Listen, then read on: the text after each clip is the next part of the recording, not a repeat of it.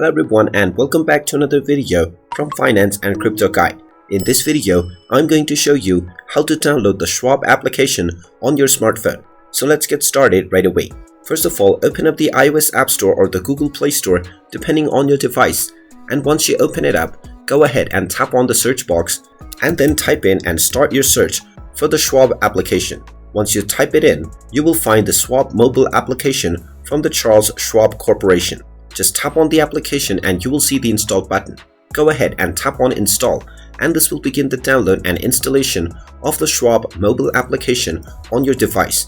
Just wait for a while until the installation is completed, and when you see the open button, you can tap on it to open up the Schwab application. And now you can proceed with logging into your existing account or signing up to create a new one to start using Schwab Mobile right away from your smartphone. And there you have it. That is how easy it is to download and install the Schwab application on your smartphone. If you find this video helpful, make sure you hit that like button and subscribe to our channel if you haven't done so already. Also ring that notification bell to never miss another update from us. Thank you for watching and I will see you again in the next video.